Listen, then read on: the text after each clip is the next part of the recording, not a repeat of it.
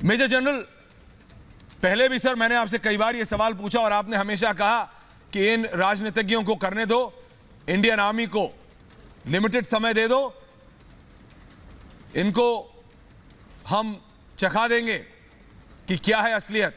लेकिन major general, आज की असलियत में, आज की जो रियलिटी है पोस्ट तालिबान, पाकिस्तान यह दिखाने की कोशिश कर रहा है कि वो जो चाहेगा वो करेगा। तो इसका प्रैक्टिकल और रियलिटी तोड़ क्या है major general? Major general GD Bakshi sir. नहीं, प्रैक्टिकल और रियलिटी तोड़ बहुत जल्दी समझ आ जाएगा इनको सर।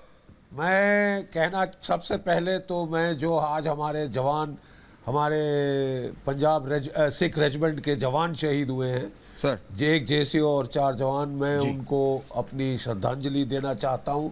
मैं यहां सर्व कर चुका हूं इस इलाके में, जीओसी था मैं इसी क्षेत्र में, और मैं जानता हूं यहां के इलाके की मुश्किलात, और मैं ये भी जानता हूं कि जिस पलटन को, जिस फॉर्मेशन को हाथ लगाया है इन्होंने, वो आने वाले दिनों में करारा जवाब देना अच्छी तरह जानते हैं और अच्छी तरह उनकी ट्रेडिशन है। ठीक है साहब, ये मुझे तो हैरत इस बात की हो रही है कि हम बाजवा साहब के घड़ियाली आंसुओं को के झांसे में कैसे आ गए। फरवरी के महीने में रो रो कर उन्होंने बड़ी गुहार लगाई शांति की, अमन की, चैन की, और मैं समझता हूँ दो टूक शब्दों में हमारा बेवकूफ़ बनाया। हमारे जज्बातों का उन्होंने नाजायज़ फ़ायदा उठाया। हमने सीज़ फायर दिया और उन्होंने सीज़ फायर का फ़ायदा उठाते हुए वहाँ पे तालिबान और ड्रगी और माफिया जो है काबुल में थोप दिए। अब वो 7वें आसमान पे सिर चढ़ गया है कि अब वो भारत के ऊपर हमला करेंगे।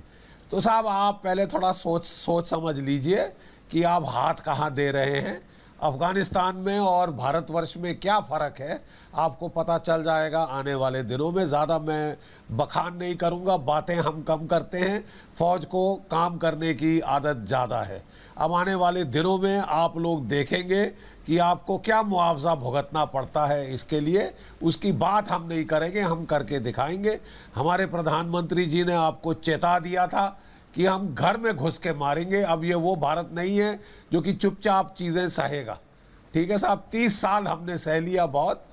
हम एक के बाद एक आतंकवाद के इनके जो ज़ख्म थे वो हम सहते रहे, डोजियर भेजते रहे। इन लोगों ने केवल खिल्ली मजाक उड़ाई। इनके दांत दिखने तब बंद हुए थे जब उड़ी के बाद स्ट्राइक हुई, और जब बालाकोट में स्ट्राइक हुई तो 22 महीने तक चुप्पी डाल के बैठ गए थे। ठीक है साहब, अब चीन के उकसाने पे ये फिर थोड़े दांत दिखाने शुरू कर दिए हैं। हम रहे सहे दांत भी तोड़ डालेंगे आने वाले दिनों में, गिन गिन के तोड़ेंगे। ये मैं यकीन दिलाना चाहता हूँ पाकिस्तान वालों को। भाड़ में गया तुम्हारा सीज़ फायर, अब हम तुमको दिखाएंगे हो क्या सकता है लाइन ऑफ कंट्रोल पे और जगहों पे। अगर आप इस तरह पे बेवजह खून गिराएंगे और आप समझते हैं कि आप हंसते निकल जाएंगे, तो आप बड़ी भारी गलत फहमी में हैं। आपको तकलीफ होगी और खासी तकलीफ होगी।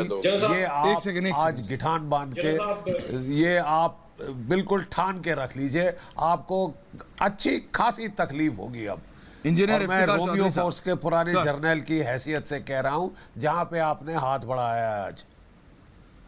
मेजर जनरल जीडी बख्शी, आपने कहा सर आप खुद जीओसी रह चुके हैं इसी एरिया में। मैं इफ्तिकार चौधरी साहब, आप तो राजनेता हैं, आप मुझे बताइए ना, आप तो तहरीके इंसाफ के, पाकिस्तानी तहरीके इंसाफ के वरिष्ठ नेता हैं, आप ज़रा बताइए। और उधर प्रेम शुक्ला जी को ले आइए। मैं ये समझना चाहता हूँ, इंजीनियर साहब, आप क्या, मतलब आप तो पढ़े लिखे हैं, नाम के आगे इंजीनियर लगाते हैं, पढ़ाए, आप क्या समझते हैं कि आप, मतलब अमेरिका ने आपको ज़रा सी चाबी दी थी, आपको लगा कि अब अफगानिस्तान आपका है, आप जो मनाएगा करेंगे। उसी अमेरिका ने आपके प्रधानमंत्री से बात भी नहीं की, आपको पता है ना इंजीनियर साहब। मतलब मैं कोई गलत तो नहीं बोल रहा, फैक्ट बोल रहा हूँ। आपकी फॉरेन अफेयर्स के जो आपका जो विदेश मंत्रालय है उसकी स्टेटमेंट थी, उसका एक लेटर था जो पूरी दुनिया में गया। आप अपने एम्बेसडर को बोल रहे थे तुम फेल कर गए हो प्रधानमंत्री और अमेरिकी राष्ट्रपति के बीच में बात कराने से, लेकिन बात वो नहीं है। बात यह है, आपको क्या लगता है कि आतंकवाद के जरिए आप वहां से भेजते रहेंगे और हिंदुस्तान चुप बैठेगा? मतलब इफ्तिकार जी, मैं आपका माइंडसेट समझना चाह रहा हूं, क्योंकि मेजर जनरल ने तो बता दिया है। सबसे पहले जी बात करने दीजिए। बताइए चौधरी साहब।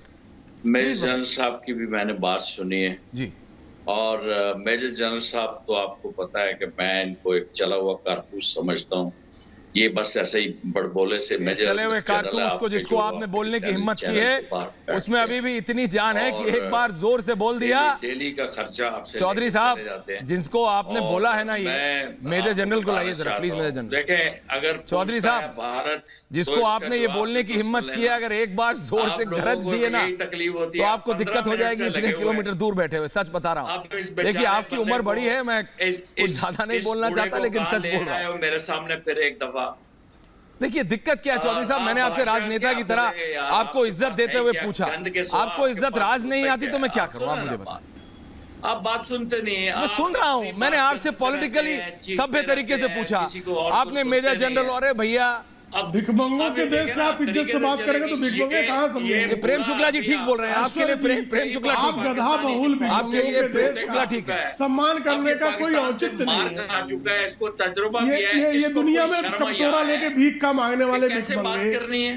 पूरी दुनिया में प्रवक्ता से कैसे आतंकवाद बात की करने वाले जाती है? भिखमंगे, एक लीडर इनको से कैसे बात की उइगर जाती में है? मुसलमानों को सुअर एक खिलाया जाता शेर से है कैसे और मारा बात की जाता जाती है। है? उन मुसलमानों की मस्जिदें पाकिस्तानी तोड़ से दी कैसे जाती है, बात की जाती है? उससे ये भीख मांग कर जी रहे आपको हैं क्यों और खुद को चीखते इस्लामी हैं यार? देश कहते मैंने आपकी दुम पे हैं। खुद पाँव को रख दिए इस्लामी कि देश कहने वाले आप सुनेंगे दुनिया के नहीं। सबसे बड़े भिखारी, इस्लामी है इन ना? भिखारियों से आप इज्जत से बात हमारी करेंगे, इज्जत से बात तलवारें जो करेंगे? चलती हैं, लतखोरों को आप गर्दनों के इज्जत काट दीजिएगा, के रख देते हैं। गधा अपट करने वालों को आप ये इज्जत आप अपने दीजिएगा, लोगों को उनको मारो इज्जत बचेगा 1989 से कहाँ?